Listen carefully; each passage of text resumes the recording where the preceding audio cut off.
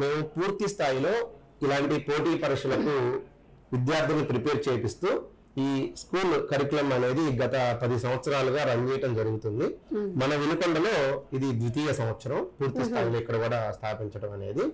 So ఈ 10 సంవత్సరాల్లో కూడా చాలా మంది విద్యార్థులు, అంటే కొన్ని ఎగ్జాంపుల్స్ మీకు, గత 6 సంవత్సరాల క్రితము మనం ఒకే సంవత్సరంలో 28 మంది విద్యార్థులను కూడా నవోదయలో సెలెక్ట్ చేయించాం.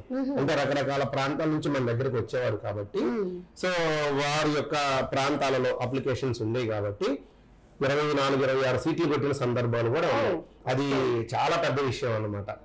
సో ఎలా అయితే మనం ఇక్కడ అవుట్ ఆఫ్ పెట్టామో అట్లాగా 26 సీట్లు పెట్టించడం కూడా జరిగింది.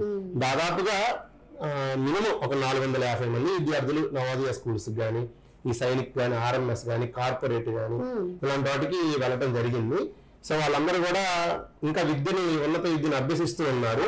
కొంతమంది మంచి స్థాయిలో ఐఐటీస్ లోకి ఎంటర్ అయిన వాళ్ళు కూడా ఉన్నారు.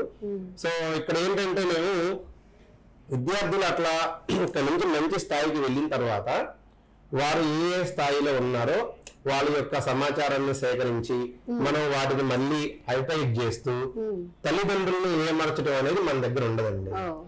ఎందుకంటే అది సరైన విద్యా ప్రమాణాలు పాటించే వారికి సరైన మార్గం కాదు మా ఒపీనియన్ లో. సో చాలా మంది ఇవాళ ఐటైజ్మెంట్ స్టైల్స్ లో ఇవన్నీ ప్రదర్శిస్తున్నారు.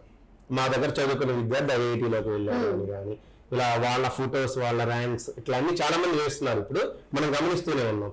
కానీ అదేంటి అని అంటే వాళ్ళ ఆ స్థాయికి వెళ్ళటానికి మన ఒక్కళ్ళదే కృషి కాదు. ఇక్కడ నుండి వాళ్ళు ఇంటర్మీడియట్ కానీ, తర్వాత ఇంజనీరింగ్ డిగ్రీ కానీ, ఇట్లా వాళ్ళు ఒక్కొక్క మెట్టు ఎక్కుతున్నప్పుడు ఎంతో మంది ఉపాధ్యాయుల హస్తం అనేది అందులో ఉంటుందన్నమాట.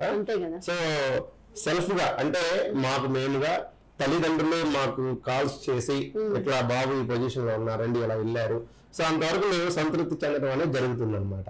సో వాళ్ళు మంచి స్థాయిని వెళ్ళటం జరిగింది. సో మంచి పొజిషన్స్ లో వాళ్ళు ఉన్నారు. సో ఇంకా వాళ్ళకేంటంటే మనం ఈ స్థాయిలో, ఈ చిన్న స్కూల్ స్థాయిలో మంచి విద్యా ప్రమాణాలు కనుక ఇవ్వగలిగితే అది మన బాధ్యత అండి. 100% వచ్చినప్పుడు అది మా బాధ్యత.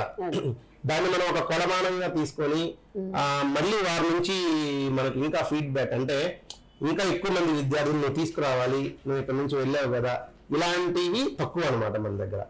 సో మనస్ఫూర్తిగా ఆశించట్లేదు, మనస్ఫూర్తిగా మనం వాళ్ళకి విద్యను అందిస్తాం. వాళ్ళు మంచి స్థాయికి వెళ్ళాలి 100% అని కోరుకుంటాం కాబట్టి, సో మన దగ్గర నుంచి అట్లా కొన్ని వందల మంది విద్యార్థులు మంచి ఉన్నత విద్యను అభ్యసించిన వాళ్ళు కూడా ఉన్నారన్నమాట.